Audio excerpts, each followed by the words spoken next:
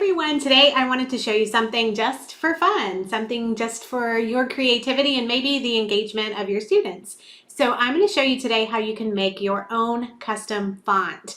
So you can use your own handwriting to add to what you're typing, or you can get creative, maybe think of different things you can use besides letters and numbers, or maybe you can do something like getting each of your students to write one of the letters, and then you can have like a class font set. That would be so fun to type letters to the parents or things like that. So I'm excited to show you this. It's quick, it's pretty easy, and most of all, it's fun.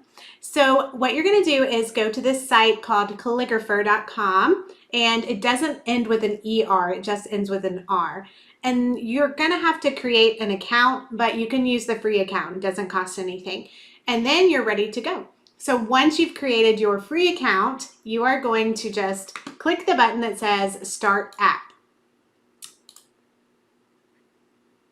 Okay, so once you're going, you'll see you're logged in, and then you are going to create a template and print it out. So basically what you're going to be doing is putting your fonts together like this on a template. So you can see all of this is my handwriting and these are my letters. And so that's what you're going to do because that's step one. So just click create a template and print it out. And the first thing you're going to do is pick what types of characters you want. Now the free account only allows you 75 characters, so you can't do like every single thing, but you can do the main things. So what you'll want to do is click minimal English so that you get all of the letters, and it gives you the basic punctuation as well. And then you're going to click minimal numbers. And so now you have the basics and the numbers, and then you can even click minimal punctuation. Now, when you do that, you end up with 79, and you're only allowed to do 75 for the free one. So you're going to have to delete some of them. So I deleted ones like the percent mark because I don't use that very often. So if you just click on it, you can click delete. You can also click don't ask me again so it doesn't keep asking you. So I deleted that one. I delete the dash because I figure that any font dash will look similar to what I draw. So that's one to get rid of. And so maybe you can get rid of the and. You have to get rid of 4 of them for the free version. So I'm going to get rid of the plus sign.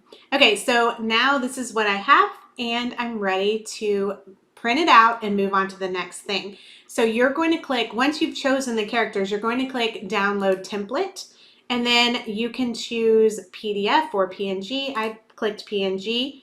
You can name it whatever you want. I keep this draw helplines checked because it helps you keep everything aligned as you're doing it.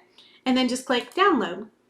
So it's going to download, and it is going to, let's see, right here, download it, and then it's going to download into your My Downloads. So just open it up. Notice it is a zipped file because there are 2 pages. If you just do the alphabet, I think it's only 1, but since we're doing a lot of characters, it actually goes to 2 pages. So click extract all so it unzips that folder, and now you have your 2 pages. So you're just going to print these pages out. So you have to do it one at a time. So just print it and then open the other one and print it too. So once they're printed, now you get the fun part of actually adding your fonts here. So notice these are my 2 pages, and I did my best handwriting because I wanted to do like a teachery font. So created the letters how we teach them as best I can. And I like this because sometimes especially if you're teaching handwriting, a lot of fonts don't have the letters look the same way that you're trying to teach them. And if you're trying to make your own worksheets or something like that, you really need that. Okay, so once you're done with actually adding your handwriting into the charts, then you are going to go to the next step, which is to upload it. So you have to scan it in order to upload it. You can use the scanner on your printer. You can use a cam scanner app on your phone. So whatever is easier for you, you just want to get it as a file, and you'll want it to be a picture file, so a JPEG would be great. And then, so I have scanned mine, and I have saved it onto my computer. So now I'm going to get to the next part to actually make my font. So just click on the tab that says My Fonts, and then I'm going to click the one that says Upload a Template. Okay, so now choose your file. So I'm going to go into my Jump Drive, where I saved it. And then let's see. Okay, so these are the last two that I did. So I'm gonna get that first one, and then I'm gonna choose file again and get that second one so I get both pages. Okay, and then once I have them uploaded, just click Upload Template.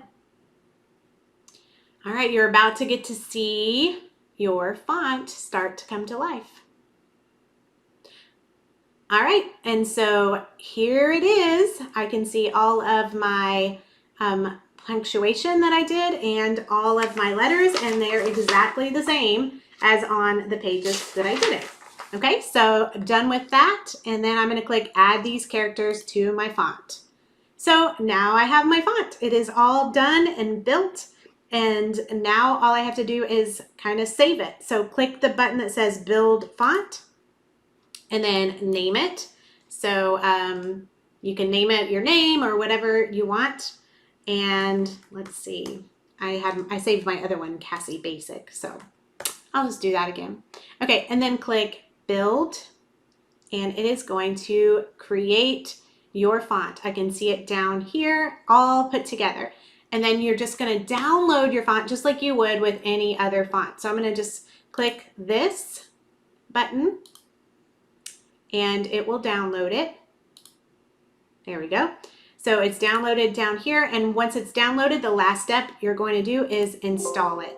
So it's already there because I've already done this. So I'm going to click no, but you'd click yes, and it would just automatically install. So once you have it installed, you do have to go close out any kind of Microsoft program that you were using so that it will load up, and the next time you use it, it will be available. So I'm just gonna open up like a Microsoft Word file, and I'll show you what my font looks like. It's so fun. I think there's a lot that you can do with these kinds of fonts, with, you know, creative things. Think about making glyphs or codes or anything where you can type one thing on your keyboard and whatever that shows up is maybe not what it's supposed to be. It could be fun. So let's say that when you're filling out your paper on the M square, what if you wrote like an L instead, and then whatever you typed, it could match up to like secret code, not toads, type activities. Okay, so I am in Microsoft Word, and I'm going to look for my font. There it is, Cassie Basic, and then it works just like any other font. So I could just write, hi, how are you? And that is my handwriting. Now there is something that is a little different when you're using Word, and that's if you're using the apostrophes. See, when I use an apostrophe or quotation marks, it like puts it into another font, and that's because of an autocorrect tool that's in the Microsoft programs. So if you go, let's say File, and you go down to the options, you have like some options you can do, and one of them is let's see, proofing, I think. Yes, proofing, and then autocorrect options. So right here, if you click autocorrect options, one of the autocorrect options is that it turns those quotation marks. Let me see if I can find it. Okay, here it is, right here on the auto format tab. It says straight quotes with smart quotes. Right now, it's making the quotes like turn in instead of just being straight. So if you unclick that, then your things will work again. So I'll delete this and try again. Whoops. Hey, it didn't do it. I wonder if I didn't save it. So let me try one more time. Proofing, autocorrect options, straight quotes with smart quotes, autocorrect. Oh, there it is, because it's here too, auto format as you type. Ah, oh, tricky. Okay, then click OK, and then click OK. And there. Now it finally worked. Okay, so that's the only character that kind of messes up, and I couldn't figure out for the life of me why it messed up. And I figured this out, I learned it because my really good friend Callie made me, well, she didn't make it for me, but she gave it to me, one of my favorite fonts called OCAP. And I love Callie's font, but what I hated about it was that it never gave me the right apostrophe. And I learned that today. It's the same kind of mess up as this. So anyways, I am so excited that you might make your own font and get to do some really fun things with your students. I hope somebody takes my idea about making a class font. I think it would be so cute just to choose one student to do each letter, and every letter is kind of done by a different student, but then it all comes together to make your class font. That'd be so fun. Anyways, thanks for watching, and I hope you have a great, awesome week. Bye.